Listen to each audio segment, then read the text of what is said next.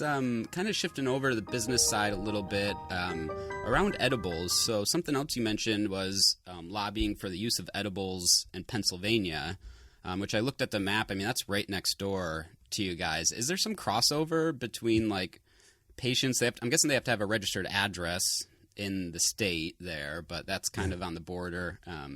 And it's funny when one state legalizes, like right now it's New Jersey and someone next to them, and it's like, well, they're going to be crossing the border, and then there's this weird conversation like, well, cops need to step up inspection, and it's like, just don't even think of it. That'll not be an issue in a couple of years when they legalize too, but I always find that interesting, how that changes almost the market dynamic of the whole business when, you know, it's right on close to the border like that. Oh my gosh, yeah, and you know, we're probably the perfect example of the crossover. Our company, Pharmaceutical RX, we kind of started out as a grow processor in Farrell, Pennsylvania. So we sell to Pennsylvania dispensaries.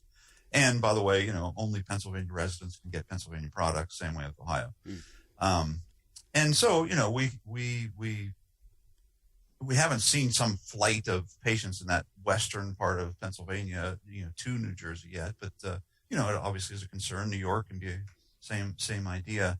But it's so weird to see how all these different programs developed. You know, Pennsylvania, for whatever reason, did not allow edibles in their original program.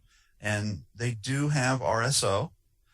They have even RSO capsules, and they have tinctures, but no edibles. And I do think it was to try to prevent, toxicity or poisoning in children, whatever you want to call it. I hate to even say that. I know, yeah. Because one of the things I wanted to talk to you about is the use of edibles in kids. But anyway, back to edibles. So, gosh, in the original language, to add edibles to the Pennsylvania program, there's all this crazy talk as that, you know, the only products that can be developed are what are listed in the United States Pharmacopoeia.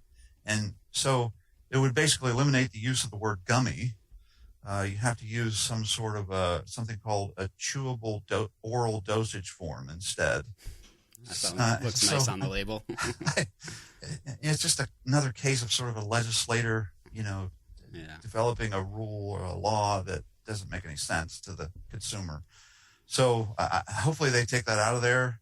But at the same time, it's tough for me to, as a pharmacist, to say, okay, the most appropriate dosage form for you to treat your insomnia is a gummy with a bunch of sugar on it. You know, there's a weird reaction. Then on the plus side is a gummy, you know, in Ohio can't be attractive to children. So they're typically squares and they're easily split. So it's easy for me to say to take a quarter of a square gummy. It's sort of a perfect dosage form when it comes to that. Chocolates, even though they have this sort of rec connotation, they can be good for buccal administration. You can kind of park a chocolate in your gum and maybe get some absorption that way and quicker effect. Anyway, it's all over the map with how these states develop their programs and what we call it. So I kind of jumped around a little bit on you there. Sorry.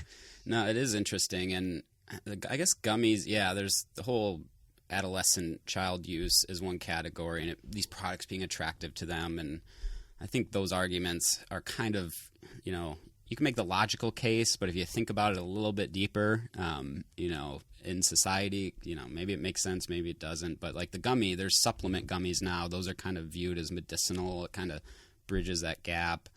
And I wonder, I mean, how do you think these states are going to come together at some point? Like that whole conversation fascinates me. You know, Ohio and Pennsylvania, if they both have medical, you know, maybe federal legalization will actually just be medical legalization at first, and they're not going to touch adult use and keep letting those states do it if they want. I don't know if they'll go all the way to adult use. Well, that would be awesome, and I'm going to probably be the contrarian, maybe on your show, at least even in my company. But everybody hates the Board of Pharmacy in Ohio, but some of the rules are good. I mean, to you know, and it makes logical sense. Make the gummies so they aren't attractive to children, and obviously put them in child-proof containers. Keep them in those containers with the label on it, and away from children. But oh gosh, it drives me crazy when I see, you know, some of these gummies that, you know, from California or Colorado that are bear-shaped and are gummy worm-shaped. It's just not medicine. Mm-hmm. I mean, you can see how it drives me crazy as a pharmacist. Mm-hmm. So, gosh, I hope that's one thing that potentially comes out of it, that there can be some standardized, this is the way oral edible forms need to be, squares or whatever, so that it'll decrease that risk, I think, that they are attractive to children. I mean, we just had a case here in Columbus, Ohio. Dad brought a 50 milligram gummy back from Colorado. His daughter got a hold of it. It's in the news right now, and she took it to school. She just thought they were regular gummies. And I don't know, about 4 or 5 kids ended up in the emergency department. Yeah. And, you have to go through about 3/4 of the way down the article to even determine that it was from Colorado. I'm sure so many people that read that in the Columbus Dispatch thought, oh, yeah, look at this horrible medical program in Ohio. But it didn't even have anything to do with us. Yeah, and those kind of things, it's like, well, that's one story, which should be taken seriously, but is that happening 10 times or 100 times? It should be happening a lot more if it's going to be weighted that seriously. And also, those children this happened to, I know they went to the emergency room, but a month later, are they all fine? Or are some of them having serious, after effects, which also needs to be looked at? Like, there's those pieces that need to be factored in when I think the stigma is still strong. It's easy to just headline that, and then everyone goes, we got to shut this program down or not allow edibles at all. It's so risky. I know. In fact, I asked our board of pharmacy if I could get the data from the poison control centers in Ohio to see if there's been an increase with our program that's happened. And unfortunately, it never came to fruition. I finally got a hold of the right person at poison control, and they were supposed to get me the data. I'd be willing to bet that there has not been an increase in childhood poisonings from cannabis. With medical use and potentially federal legalization, maybe looking at it from the pharmacy side right now, obviously pharmacies are federally legal. Is most of the oversight state by state? And if that is the case, like the federal government maybe has some generalized regulations for pharmacies, it makes me feel like they would follow that same approach, legalizing medical cannabis, whatever that current kind of pharmaceutical approach is, if that's how they're going to view it if that legalization comes. Yeah, it's interesting. I never really thought about that, but if they do, there's, when you take your pharmacy boards, there are certain federal laws you're tested on, and every state has its own state laws that you need to be aware of to get to practice in that state. Mm-hmm. Some there's reciprocation that are similar, but obviously the DEA and the scheduling of different of these medications is a federal system, and I'm trying to think of anything federal that would be appropriate in these cases. All I can think of are the fines associated with whether it's a misdemeanor or a felony or crossing state lines. I mean, it's interesting to think about it that way. But yeah, I could see that happening. But again, back to our I think the Board of Pharmacy in Ohio is the only Board of Pharmacy that runs a program in these 30 some odd states that have a medical program. But gosh, I think they could really take some good things that happen with the program and put that in a national program. Yeah. Well, there's definitely so much valuable data for the federal government to pull from all these state incubators that have been running very widely different programs, medical, adult use. Like, they got a lot to look at, and you hope they take that into account and not use some kind of simple, whatever reasoning they might use to legalize in one form or the other. It's a big question. Yeah, or God forbid, a legislator try to figure it out. Right. Right. Just use what's already been done and what's worked, what hasn't worked. And to Ohio's credit, they've changed a lot to make it better for patients too. I mean, it was horrible when it first started, but it's gotten better with what they've changed. Yeah. Yeah, my feeling keeps leaning towards they're going to leave a lot more up to the states and allow them to operate. I mean, it sounds like if you're a pharmacist in Ohio and you want to move to a new state, it's almost like being a lawyer. Like, it's a lot to change state. You got to retest. I mean, there's so much you got to do, which means the state does have a lot of control over that segment versus the federal government in those scenarios. Yeah, I think they'll at first have some autonomy at each state to sort of. Well, number one, it's better for the state too. As difficult as it might be, lot of people were surprised when we say, yeah, every product has to be made and grown in Ohio. And they're like, what? It's surprising. I mean, it would decrease the cost, though, wouldn't it, if everything was made in Kansas? Yeah, that'll be interesting, too, interstate commerce, because so many businesses, like if you're on the growing processing side, this is the old analogy we've always used. Like I'm from Michigan. We don't grow oranges in Michigan. You buy them from Florida for a good reason. And eventually there's going to be all these grows or whatever they might be and just be or obsolete once someone can buy it from, West Coast, somewhere else where it's just much more prime outdoor growing environment. Yeah.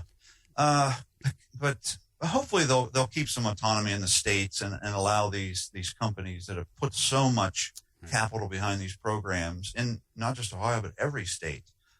I think, and I know you've talked about on this program on the business side of, some states that have sort of restricted licenses and some that haven't. Mm-hmm. And, Oklahoma's a great example of just sort of a wild, wild west. And there's good and bad to that. Ohio, I don't know how it compares in terms of the number of licenses. It seems like we have almost as many processors as we do dispensaries in the state right now. Not quite as many cultivators. And so you could see the prices decreasing because of that. Mm-hmm. It's interesting to see the market dynamics in a state like ours. Yeah. That would be a really good study to what are the metrics for, what are the pros and cons or good or bad if you have Florida, really limited number of licenses, and then Oklahoma, wide open. Really study those two different extremes and make that list of here's the good things, here's the bad things. Because we talk about it and there's ideas, but I don't know if anyone's really tried to articulate that clearly. You know what is so cool along those lines is our general manager at our dispensary now started in Florida as a GM at True Leaf. Yep. And so he got to see that vertical integration and the good and the bad of that. Obviously, less products to choose from the consumer side because you had to get their products. It was from their company. Then he started to work in Pennsylvania. So he got to see that dynamic, which is you need to have a healthcare professional. It's typically a pharmacist at each dispensary. They have, I don't know if you know this, but they have control over how much a patient can get there. Oh, they can set that. Yeah, they can set that. Now, it's usually kind of wide open. I mean, I don't know a lot of pharmacists or my colleagues in that state that restrict, but the place where he worked, they did. And, when that pharmacist was there, the patients would kind of turn in and walk out, and just go down the street. Okay. Yeah. In Ohio, then you have, we use our, every state has its database to monitor dispensing of narcotics, and the marijuana program is in that now. So, a physician can see, the Vicodin, the Ambien, the gabapentin that a patient's on, in addition to what cannabis products are on as well. And kind of prevents that looping that happens in some states where you go, I'll get my 2 ounces here, get my 2 ounces at the next place. And, we're allowed 9 ounces over, I think it's 9 ounces in 90 days. I mean, it's pretty liberal. We have a lot of people that still complain, but I don't know. I just think it's kind of I think the program works. Yeah. Our GM would argue with me, but it's that's where we are. What did he like, Florida or Pennsylvania more those kind of regulations? It's interesting to talk to him. He's so I don't know if he's just placating me as a pharmacist, but he goes, God, it's so nice to have a pharmacist here that's kind of works with patients, and because it was just all over the map. Patients would come in and ask these crazy questions, and the bud tenders just, they didn't know how to answer. They'd answer wrong, and it was really made him feel uncomfortable because the volume is just crazy down there too. And then in Pennsylvania, that dynamic that I was just telling you about, where I don't know, kind of sort of held things up a little bit. The pharmacist having to check, the doctor would put in the recommendation online. The pharmacist had to check that every time, and that kind of held things up a little bit. And with Ohio, you kind of see it real time. So Ohio's, to him, other than the restrictions, like I said, he doesn't really like them, is probably the best of both worlds. Yeah.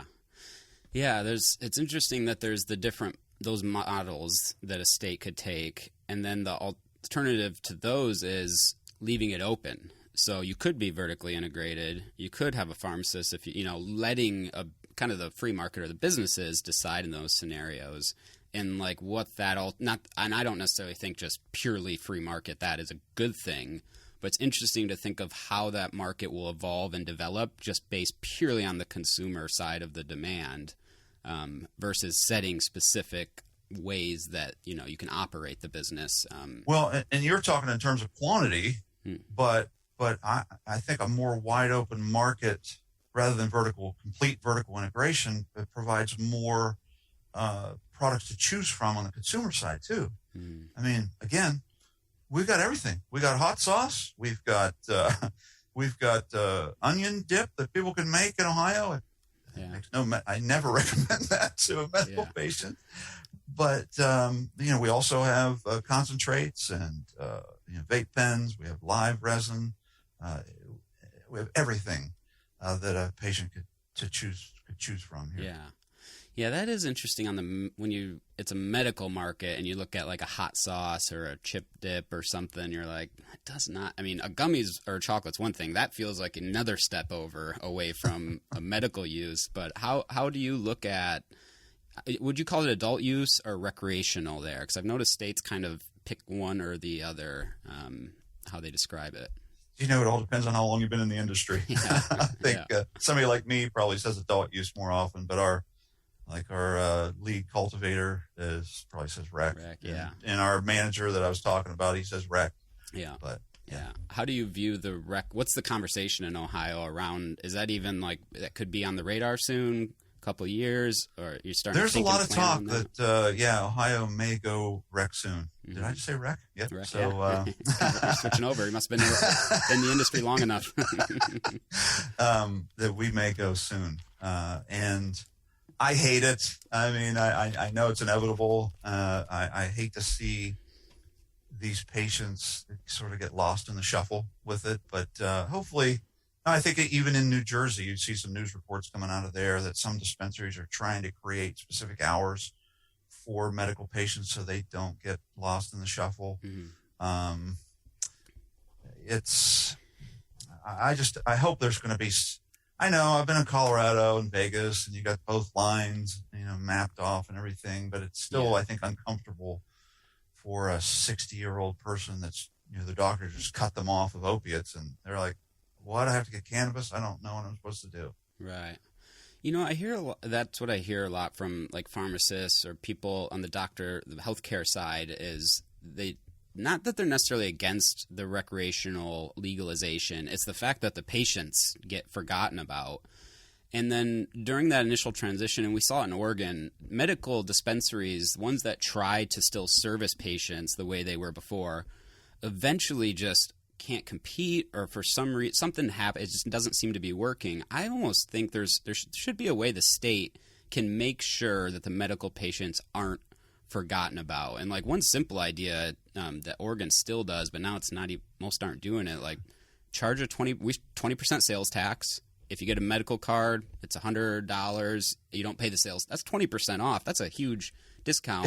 It's a perfect way. I love that idea, Wayne. That could be the best way to help satisfy the medical side of the program and the state could do that. It feels more on the state to make sure that medical patients aren't forgotten about than it does the business or the dispensary that wants to keep servicing them. But at some point, it's still a business. If you're not making a profit, you go out of business, and then you're not around there to help anyway.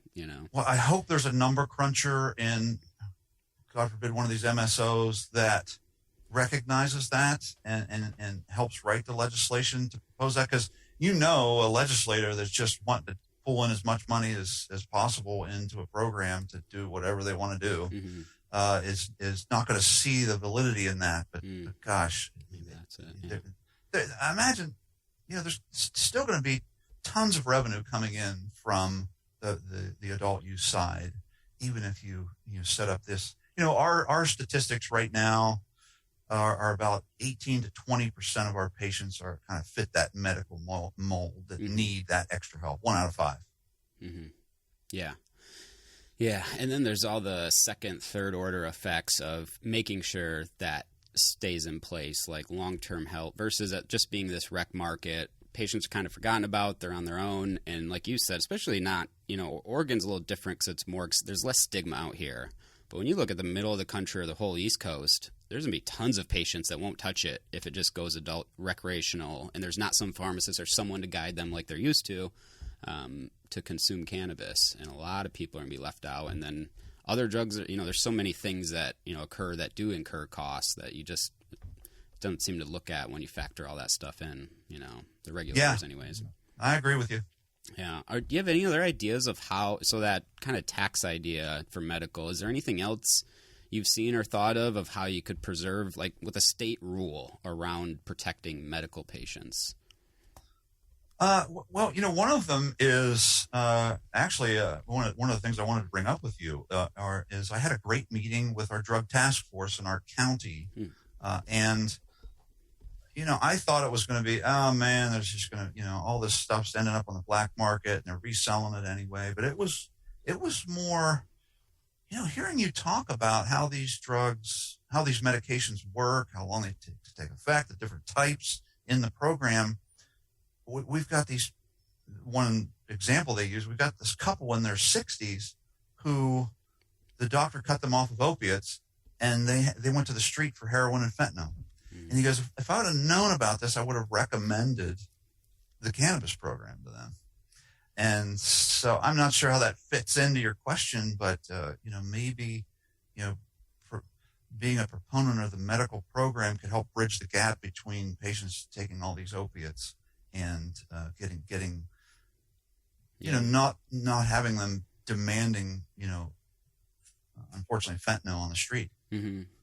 Yeah, it's like the regulators the best is a personal experience, a daughter, son, a grandma, mother, father that goes through something like that experience. I think somebody told me that's what happened in Oklahoma and why it's so wide open. That was like the key decision maker's daughter or something like that had this experience. He saw what it did. And he's like, all right, we need that. Because it doesn't make sense that Oklahoma, which seems more conservative, would just open up a free market like that, Yeah. Yeah, I was just watching the legislators mull over the potential program in South Carolina. It was a live feed. And you had one legislator that said, my brother became addicted to marijuana and he's never been the same since. And she was sort of trying to defeat this bill. And then you had another legislator talking, just like you said, without this, my brother would be dead. Mm-hmm. So, and doctors the same way. A doctor completely changes their mind when they have a relative that had cancer or something like that realized how beneficial this was. Yeah. Yeah. That question's interesting. Like my relative was addicted to marijuana and it ruined their life. Like, how do you, I guess you can just make that statement, but is there proof of that? Like, were they taking I'm guessing they were taking some other drugs, not just marijuana would be my bet. But, it's like, because she wants to stop that, you can pin it on it, but I guess you can just get up and make that statement and not, you don't need your receipts. Yeah, it's the same way with that whole gateway thing we're talking about. Right. They just key in on, they started on marijuana and then they just went downhill from there. But it's just probably there's some other factors. Yeah. I think one of the last things I wanted to hit on was around telemedicine. Obviously, with the pandemic, people working remotely, not doing any in-person type stuff. It seems like telemedicine really kind of evolved or took off more than it was before the pandemic.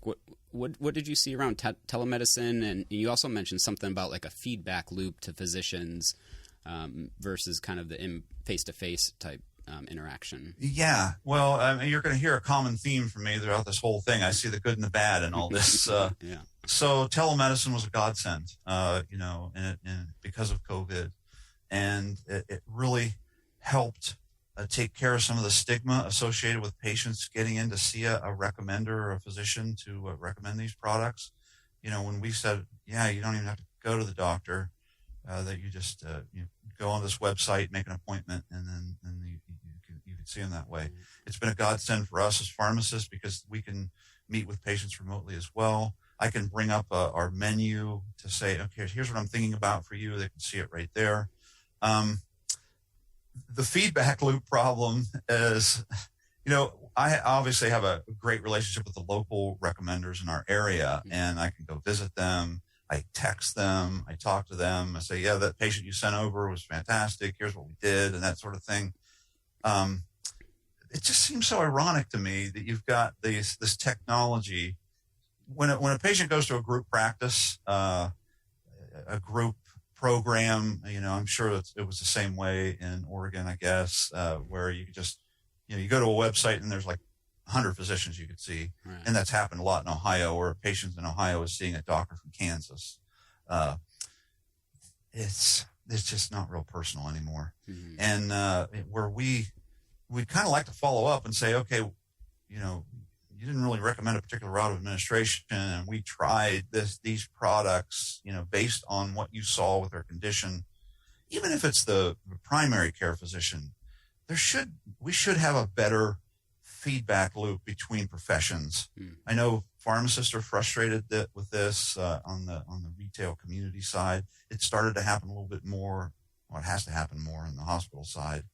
But right now there's a big issue with these mental health clinics throughout the country that patients can see, and they're getting a lot of Adderall through those. And now the pharmacies, I know Walmart just announced they're not even going to fill the prescriptions anymore. Really? There's just nobody to get a hold of. So that's one downside to telemedicine that I think, we need to, scream from the mountaintop that there's a perfect technology to improve that. Right. And we've messed it up. Do you see good communication around the other pharmaceuticals between those like layers, the doctor, the physician? Because I would, like in Ohio, if there's the board of pharmacy, that you said, I think cannabis is being listed there, like what products they're taking, like there's that centralized databases. They're trying to put that in place. There's some pockets of that, but it really is bad. Probably the best example though are the drug patient database, where you can look up and, if the patient scores high on their morphine equivalent dosing, you can call the doctor and say, yeah, I don't think this is appropriate for them right now. I don't think you realize they're going to these pharmacies as well. Right. But and this got to catch that, right? I mean, that's, yeah. And there are everyone, I mean, can you imagine how busy you are, doctors are, to sit down and really focus, Yeah. Where you could just send a text message through the whatever program they're using at the hospital or the doctor's office, and say, okay, patient X, here's the deal. You wouldn't have to get on the phone with them. Right. But it's almost worse with cannabis though, because now we are picking the which product to use, and we'd kind of like to get some, after they see them again, get some feedback on if they're improving or not. Right. Yeah, the telemedicine or anything digital like that, I mean, you're like decentralizing basically the whole system. So like almost every doctor in the country could be available. And in theory, I think that works for like efficiency is a good thing sometimes. Sometimes you want things to be more efficient, but there are things that are not better when they're efficient. It's actually a hindrance. And when you look at like health, I mean, if you don't have your health, you don't have anything. And so something about your health, like sacrifice the efficiency for the quality in that scenario, right? There's certain things it's the opposite of, but it's interesting. I think this mentality of pandemic kind of forced it, I guess, but digital efficiency, like everyone's driving for that, to pause to act like, do we want this to be more efficient? Because that might actually be a bad thing, Well, it's something that kind of blurs those lines. And I know this is of interest to you because you're always kind of thinking 5 years ahead. That's what I like about you. Remote monitoring, continuous blood glucose monitors. There's spirometers that determine your respiratory condition that can get uploaded to the physician's office to determine how a patient's asthma is doing or something along those lines. Okay, could you imagine what we could come up with in the cannabis program? And it's a lot of subjective data, but if you could report back if your anxiety's been improved, right, or your pain's improved based on some app or whatever that uploads to the physician's office. And I mean, there's apps already out there that are attempting to do that and create kind of these big data sources where they can start to like develop like, well, what products for what ailments or terpenes or cannabinoid profiles. And it does make you wonder in the future, like my point there was maybe that efficiency isn't good, but maybe the other argument is it's a stepping stone to where eventually the AI can read all that data. You do have your app, and a physician could just pull that up for a random patient anywhere in the country and very quickly actually get up to speed. But then you're relying on a lot, basically AI machine learning type stuff to like filter and make a lot. I mean, you're kind of automating the pharmacy role at that point, which is like, maybe in 10, 20 years, someone does want to try to do that. So it's just it's a tough thing to figure out.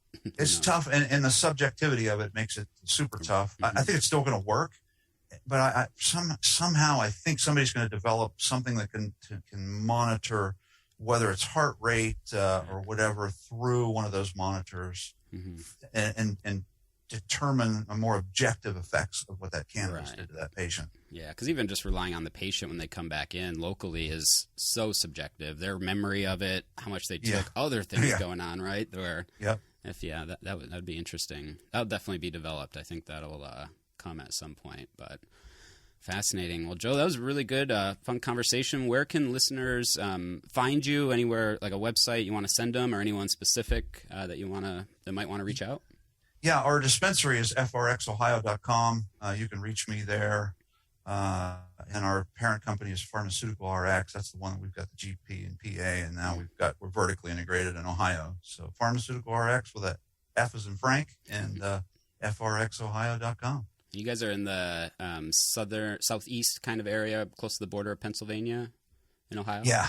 Yeah, you could throw a rock and hit West Virginia and Pennsylvania from our parking lot. Right in the corner. Awesome. Yeah. If anyone's in that area, go check them out. And appreciate the time. It's great talking with you. And I appreciate your emails as well. I really you send me ideas. You're like, oh, this person talked about this. What about this? And I'm like, oh, good. I'll use that for a future episode. So you are a godsend of the industry, Wayne, because you're elevating it. So thank you for that. Thank you for that. All right, Joe. I'll talk to you later. Have a good one. Bye-bye. Bye.